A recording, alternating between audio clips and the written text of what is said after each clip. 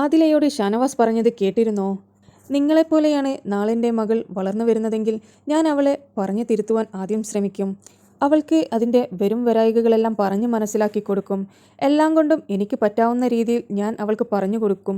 എന്നിട്ടും അവൾ അതുപോലെ തന്നെയാണ് തുടരുന്നതെങ്കിൽ തീർച്ചയായും ഒരു പിതാവെന്ന നിലയിൽ ഞാൻ അവളുടെ കൂടെ നിൽക്കും. അല്ലാതെ വീട്ടിൽ നിന്ന് ഇറക്കിവിടാനോ വീട് അവൾക്ക് ബഹിഷ്കരിക്കുവാനോ ഞാൻ നിൽക്കില്ല. ഞാൻ അവളെ സമൂഹത്തിന് മുന്നിൽ ചേർത്ത് പിടിക്കും.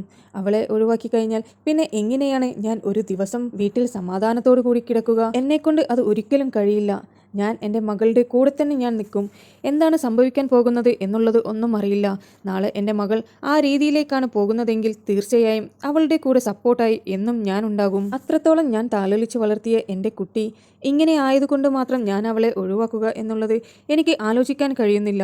എനിക്ക് അവളില്ലാതെ ഒരു നിമിഷം പോലും സമാധാനത്തോടു കൂടി കിടക്കുവാൻ കഴിയില്ല. അതുകൊണ്ട് തന്നെ തീർച്ചയായും ഈ സമൂഹത്തിൻ്റെ മുന്നിൽ തന്നെ അവളെ ചേർത്ത് പിടിച്ചുകൊണ്ട് അവളുടെ അച്ഛൻ കൂടെയുണ്ടാകും എന്നാണ് ആദിലയോട് ഷാനവാസ് പറഞ്ഞിരിക്കുന്നത്. ഇത് കേട്ടപ്പോൾ ഷാനവാസിനോട് ആദില പറഞ്ഞു, അത്രയേ ഉള്ളൂ ഇക്ക. വീട്ടുകാർ ഒന്ന് സപ്പോർട്ട് ചെയ്താൽ തീരാവുന്ന പ്രശ്നങ്ങളേ ഉള്ളൂ. മാതാപിതാക്കൾ ഞങ്ങളുടെ അവസ്ഥയൊന്ന് മനസ്സിലാക്കിയാൽ മാത്രം മതി. അവർ ഒന്ന് ചേർത്ത് പിടിച്ചാൽ തീരാവുന്ന പ്രശ്നങ്ങളേ ഉള്ളൂ. നാട്ടുകാരെ എന്തിനാണ് ബോധിപ്പിക്കേണ്ട കാര്യം?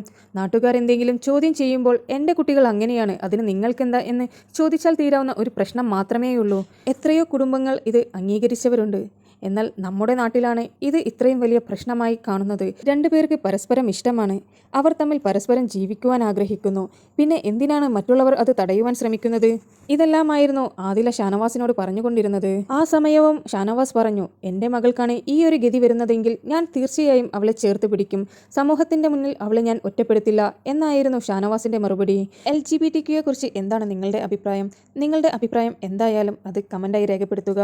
നിങ്ങൾക്ക് BBയുടെ പുതിയ അപ്ഡേറ്റ്സ് അറിയുവാൻ താല്പര്യമുണ്ടെങ്കിൽ എൻ്റെ ചാനൽ സബ്സ്ക്രൈബ് ചെയ്ത് സപ്പോർട്ട് ചെയ്യുക.